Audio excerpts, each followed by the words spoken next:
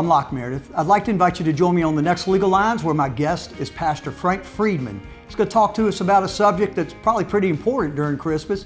Bottom line is, a lot of folks are happy. Sadly, there's also a lot of folks who are very unhappy. He just wrote a book. It's called Finding God in the Gray, The Lonely Path of Pain. Frank's going to talk to us about his own personal experience of pain, and he's got very legitimate pain in his life.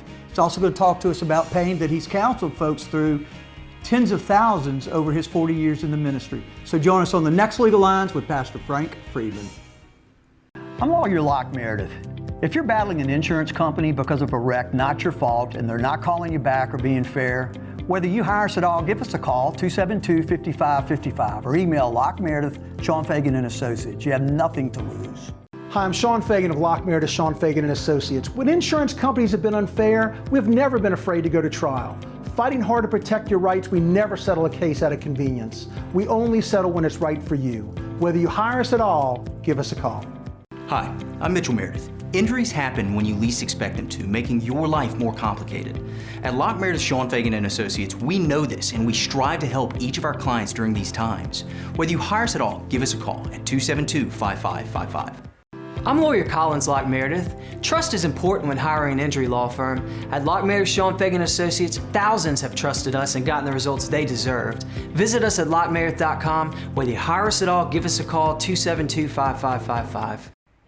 Hello, welcome to Legal Lines. I'm Locke Meredith, and I'm very pleased to have back on the show Pastor Frank Friedmann. Frank has been a pastor at Grace Life Fellowship for 30 years. He's kind of like the pastor emeritus right now, teaching, counseling, and preaching on occasion. Frank, it's wonderful to have you back. It's great to be back with you. You know, we were talking before earlier, and Christmas is always such a time for a lot of folks of just wonderful memories of wonderful things in the past and celebrating the past year and looking forward to spending time with family and friends and loved ones. But for a whole lot of people, it's probably at the pinnacle of or certainly in the top 3 pinnacle moments of pain during the year for folks. And you counsel and have counseled for decades a lot of those folks. Tell us about the new book that you wrote based on, what, almost 40 years of counseling folks? Deal with a lot of people in pain. Of course, I've journeyed through my own pain, as just about everybody does. You know, Locke, you and I both know we approach this from a biblical worldview, which means that God created us to have a relationship with us and be everything to us. But we decided to go it on our own. And when we go it on our own, we're left with our own resources. And so every human being is needy. And unfortunately, most people are going to meet those needs or attempt to at the expense of others. And so we hurt each other and we live with pain. And it's very hard to get through a lot of those pains because a lot of times it's the people we've trusted and looked to, and we end up getting hurt. And we carry those hurts many times for the rest of our lives. Frank, I'm thinking about, because you talked about we kind of went our own way. It's really as a society, as humanity, went its own way, because some people are suffering through pain that they had nothing to do with, Correct. like the loss of a young child. My wife, Jilly, is loving on a friend of hers right now because of such an event in that person's life. How do you approach those folks where they had nothing to do with it, and let's say they've lost a child or a loved one, and they had nothing to do with it, and they have to suffer through it for decades? Mm-hmm. Well, like, you know, from a worldview that's from Scripture, everybody has experienced things they were never designed for. Right. Because it's no longer the world we were designed to live in. So we have things happen to us that, to be honest, we don't know how to get over. In fact, through 40 years now, I'm not so sure people do get over things. You know, I've heard that phrase, time heals. No, I don't think it does. We carry those pains to the grave. So in my 40 years of working with people, in my own journey, we've come to realize that we've got to get through what we can't get over. We may carry those pains to the grave, so we've got to find a way to get through it. Because you're not going to get over it. No. The name of the book is called Finding God in the Gray, The Lonely Path of Pain, and I just call it the pain book, right? But this is extraordinarily deep, and it goes from all the counseling experiences you've had and your own personal experience. Kind of give folks a little background of why they should care what you're saying. I mean, it's not just 40 years in the saddle of pastoring, but you've changed a lot of thousands of people's lives. You've preached to thousands on numerous occasions in one set venue. I mean, so you have a lot of gifts that God has given you to communicate truth. So tell the folks. Well, the bottom line is we all have pain. And so how do we deal with it? And most people, I find, of course, deny it.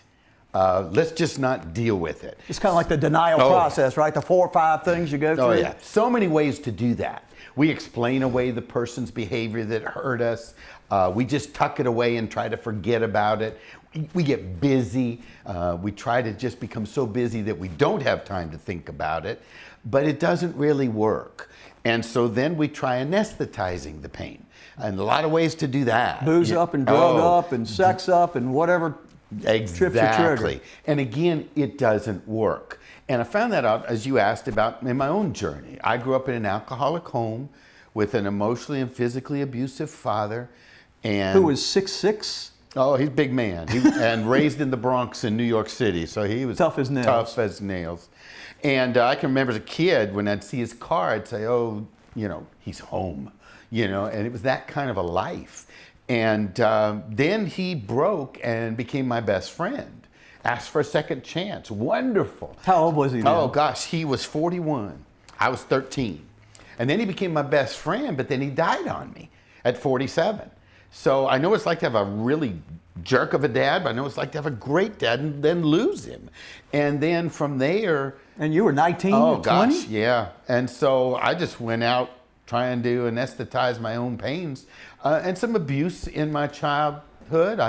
I finally admitted that later in life, because those are the kind of things that cause shame, and we don't want anybody to know about them because we fear they'll think of us differently. So with that, I had my own journey through pain, and then in the counseling arena, we've sought to do the same for other people. Frank, you're leaving out something that carries so much weight for me personally, both you and Janet. You've got 4 wonderful children, but you've had two children, the last 2, who've kind of had physical struggles. Do you mind just kind of giving a brief history? Not at all, Locke. And maybe before I do that, I add just how bad it was with my dad. At 13, I came within a second or 2 of killing him because he was beating up on my sister, and it had to stop. And that's what provoked his turnaround, which was really special. My number 3 baby got a late onset epilepsy, was heading to be a doctor, super smart. We don't know where she came from. And this has hindered her dream. It was very bad. We had to go to Mayo Clinic multiple times. She is heavily anesthetized, which keeps with medication. Yeah, which keeps her brain from functioning. But she's trying to persevere and fulfill her dream. And succeeding. And doing it's pretty just well. hard. Doing pretty well. Number 4 was born with a rare disease, on the doorstep of death, was overdosed by a doctor when she was trying to fight for life, 27 surgeries. And Frank, the doctor overdosed though. You're a fighter, you were a bouncer, and she wasn't supposed to live, and somehow you didn't beat his brains out. So how did that happen? Supernatural. That's Christ in me. The Christian life, Locke, you know this, we don't teach that we go around trying to do what Jesus did because we don't have the resources, but we teach that we imitate his method. And his method was he trusted his Father, so I trusted. I wanted to put his head through the wall, but the life of Christ that's in me reached out and hugged him and forgave him. And now discuss Avery and where she is today. She, the child that was never supposed to walk or talk, is now working in the medical field in pediatrics. So has a job in Arizona. Yes, sir. It's quite a turnaround. Yeah, but it was quite a journey. It was. She was on that doorstep of death a lot, and that's hard. And 27 surgeries. It still has some issues to deal with, but she deals with them definitely in a grand way. And that's it's a lot remarkable. of pain for a parent. It's loss. I mean, that she can never ride a bike, that she can never run in a field. I know it also causes pain in your own relationship with your wife, and y'all have endured that in significant ways. Yeah, and that's why the title, The Lonely Path. All right, let's continue this on the next segment. This is Locke Meredith with my very special guest, Pastor Frank Friedmann. We're talking about pain. We'll see you on the next segment. Hi, I'm Sean Fagan of Locke Meredith, Sean Fagan & Associates. Open the phone book or look online. There are plenty of lawyers to choose from. And if you ask any of them, they'll agree that the vast majority of claims settle without ever having gone to trial. And I'll tell you, any lawyer can settle a claim. It's not hard to settle a claim, but it takes hard work to get a client what he or she deserves. At Locke Meredith, Sean Fagan & Associates, we have a proven record of working hard for our clients. Whether you hire us at all, give us a call. Welcome back to Legal Lines. I'm Locke Meredith. I'm very pleased to have back on the show Pastor Frank Friedmann. He's a pastor of 40 years experience, 30 years at Grace Life Fellowship here in Baton Rouge, and tens of thousands of folks that he's taught and counseled. He's written a book about pain, probably pretty timely for all of us, Finding God in the Gray, The Lonely Path of Pain. Let's dive back in, Frank. You kind of gave folks kind of the foundation, minimally, of what maybe causes them to even want to listen to what you say, much less read your book. So let's dive in. You've organized it in a way, I assume, that is in your mind the best way to bring this subject to bear and tackle it. Yeah. We just left off, talking about the loneliness of it. Nobody understands the pain of another person. We can try to, but we don't get it. This cover, Locke, is a dear friend of mine who has colon cancer, and after all the treatments, he just found out he still had it. And he's walking across this frozen lake, and he told me I could feel the ice cracking under my feet. He said this picture, taken by a friend of his, is exactly what he felt. He had this huge support structure, but he said I was all alone. Nobody got what I was going through. And that's true. We can try, but we can never walk in another person's shoes. So you started talking about kind of the 4 or 5 denial processes one goes through. Kind of quickly outline those, if you will, and then I guess you just finally just give up. Well, this is a fascinating thing, Locke. Nobody likes to hurt. If you put your hand on a hot burner, what's the first thing you do? You recoil. We all recoil from pain. And then screw you. Oh, and it's normal. What we're asking people to do in the book is radical, and they will fight me on it in the counseling arena, because we're asking them, instead of recoiling from pain, to receive it. You're not saying leave your hand on the burner, I hope. No, but here's the bottom line. We don't want to hurt so much that in our minds, we will even go to a painful event of the past and write different scripts. To avoid it or to make avoid it it? Exactly. To write a different story, to feel a different memory, to excuse it. I used to do that with my own deep traumas of life. I'd sit there in my mind and say, it didn't really happen. Well, what we're asking people to do is stop running from it and sit down in it. Frank, we were talking earlier that they've analyzed the brains of I assume post-traumatic traumatic stress disorder. And they're finding the same scenarios in the brains of a soldier who's recently come back, say from Afghanistan or elsewhere, with the Vietnam vets of 50 years ago. Which tells us the trauma doesn't go away. It's almost biologically. You can't get away from it if it's biological. Exactly. And that's what scientists are starting to find out, is that one great book written called The Body Keeps the Score. So it's not just your mind, but your nervous system records those traumatic events, and it can affect other areas of your body. Fascinating.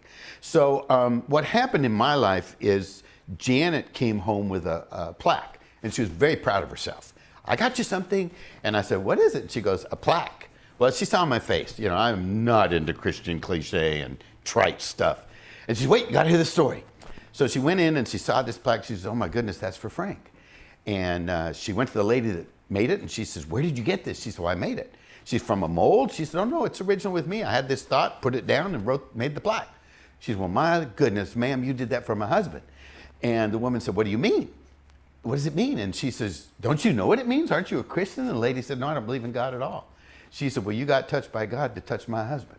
The plaque says, Grace sat down with me until I could walk again. That's our thesis. Instead of running from your pain, anesthetizing your pain, explaining it away, have the courage to say, I can't change what happened. But if I can find God, I can change what I do with what happened. In other words, with God, we can write a different ending to the story. Because That's he's what we're in you after. and living, walking with you, sitting down with you, That's it. experiencing it with you. Hence, finding God in the gray, because what pain does, pain grays your life. It takes away all the color of life. And we've got to find a way to get through what we can't get over. And you've personally experienced this. Definitely. And you know hundreds, if not thousands, that have personally experienced Yeah. it. In the book, we tell the story of Susie. Maybe that's a good place Yeah, to do this. okay. This was a very well-dressed, well-put-together woman came to see me. And she said, we're having troubles in our marriage. And I said, well, why is that? And she said, well, I always had trouble in relationships. I said, well, you want to tell me about it? And then she said, well, I was sexually abused as a child with my uncle, brother, father, and cousin from the age of 4 to 13. They all took turns with me. Good God. Now that's way above anybody's pay grade. I don't care how many degrees you've got. So I quickly shot a prayer and said, Lord, you got to take care of this. So this is how he led me. I said, ma'am, I got a real problem. And she said, what's that? I said, you. And she said, what do you mean your problem's with me? I said, you're telling me this like you're telling me the weather. And she said, well, I've known about it. It's not a new memory. So I just pursued her. And I said, where was God? And she said, he was on his throne, I guess. So we got some anger. So we knew we were touching buttons. So we ran with that. And over the course of time, A long time, right? a long time. I normally don't counsel somebody more than about 10 or 12 weeks. This was 18 months.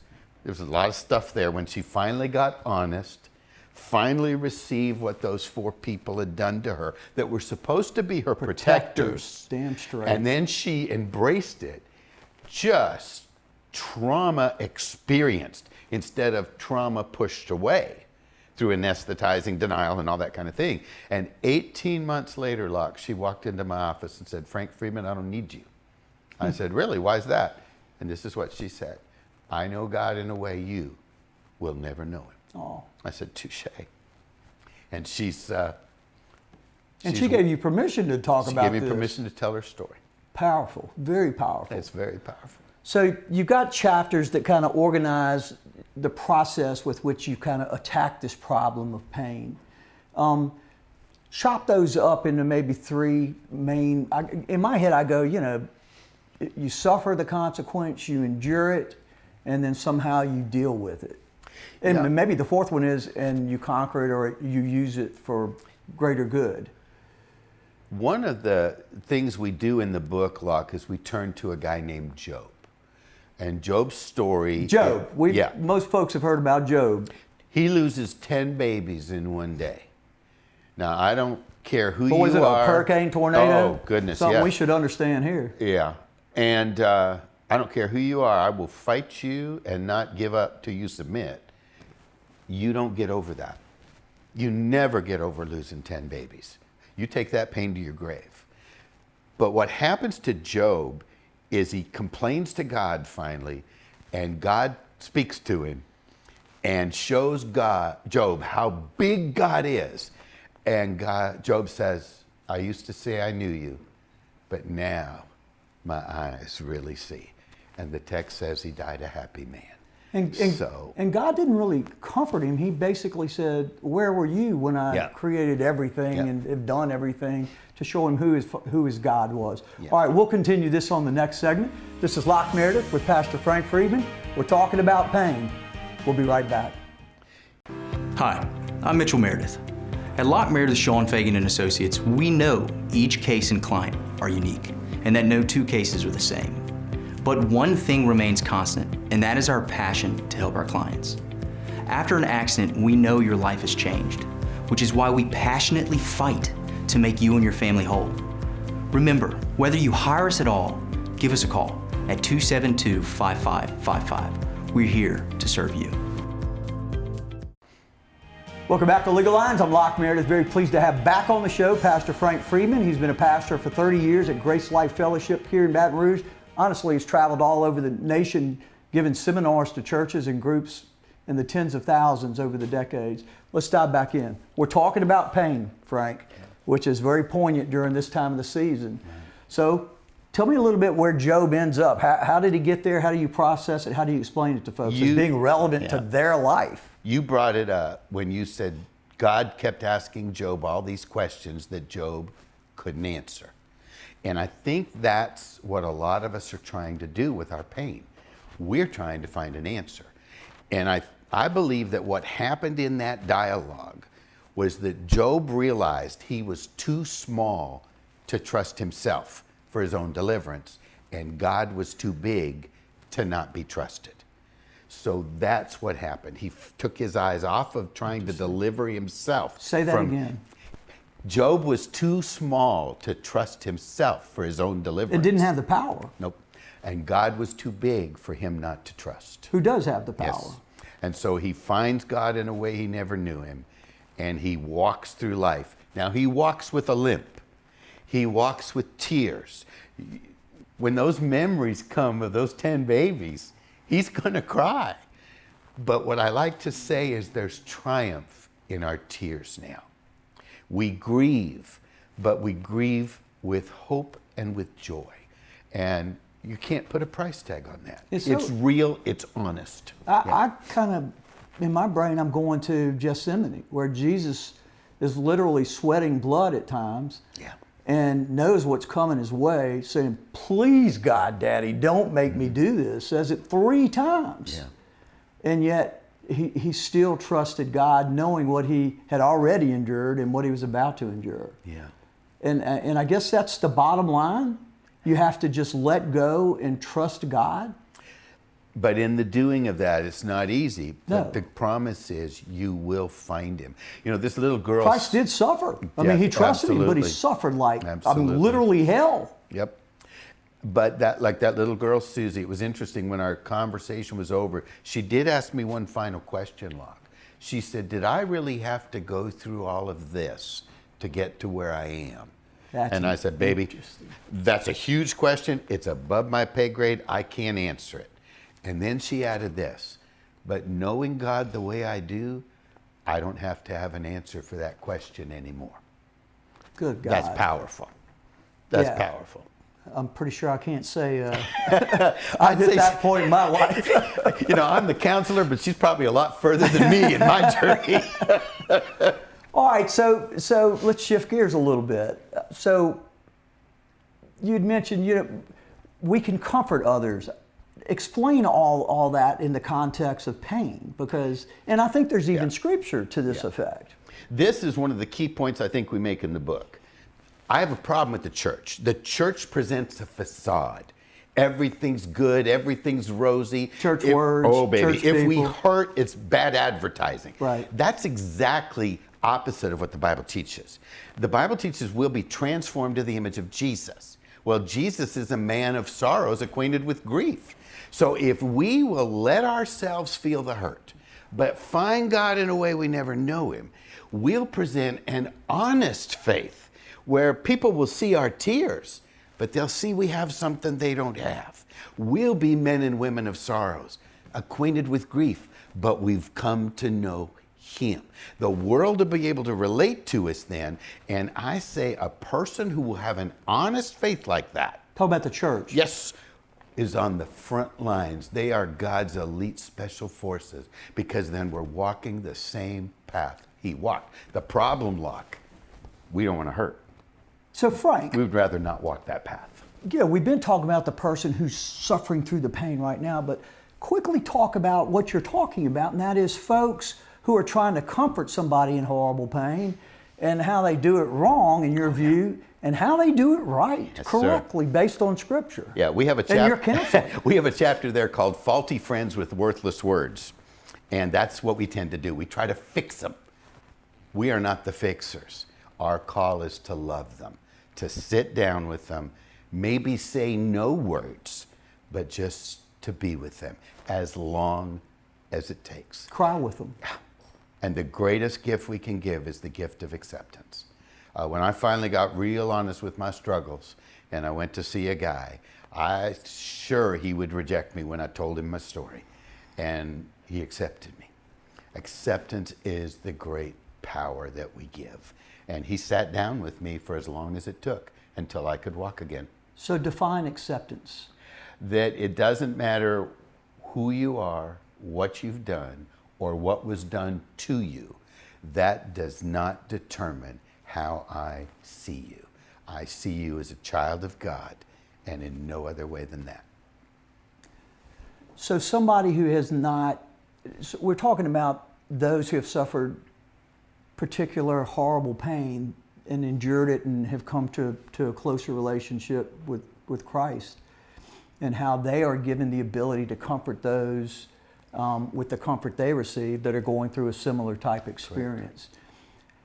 Can you distinguish between, is there a different way that person that's gone through the pain and is capable of counseling or loving or just accepting and being there versus a person who doesn't and hasn't been there? Well, I think every one of us has the potential to be a comforter to others because we know Christ, but it sure helps when we've walked through that valley ourselves, because then we know that person is hurting in a way that the other person who hasn't experienced that might not be able to relate. And that relate is what I was homing in on, because the person who's been through previously the exact or similar circumstance that the person suffering's going through, they can relate to it. They can probably communicate about their own personal experience and try, and of course the person they're comforting in a way that brings, I guess, some kind of connection, honesty. Yeah, connection between each other as you connect them to God. That's the key. I'll come back to this again, Locke. The big mistake we make is we try to fix people. And it's not in our tool bag. It's not in our tool bag. There's one healer, one comforter, and we comfort, but with the purpose of leading them to Him. You know, this is leading me to two more words: trust and honesty, right? Oh, yeah. I mean, if you're honest with the person who's suffering and they're honest with you, then you can reach a different, probably deeper level of comfort. But that also requires trusting each other. Yeah, and time to build that relationship. We have a little formula. Where there's no honesty, there's no intimacy, because we really don't know each other. Where there's no intimacy, there's no power. And intimacy being connection, closeness. And where there's no intimacy, there's no power. Where there's no power, there's no victory. But that whole equation is built on one word: acceptance. I'll never be honest with you if I don't know you're going to accept me. But if I know you're going to accept me, I will be honest. We will form a bond. That will provide power, because we're no longer tackling this by ourselves. And we'll start to experience some unconditional, sacrificial love, Christ in us and through us. Frank, thank you. Hey. It's been wonderful to have you on the show. Bless you, sir. This is Locke Meredith, Legal Lines, my very special guest, Pastor Frank Friedmann. Thank you for being with us, folks.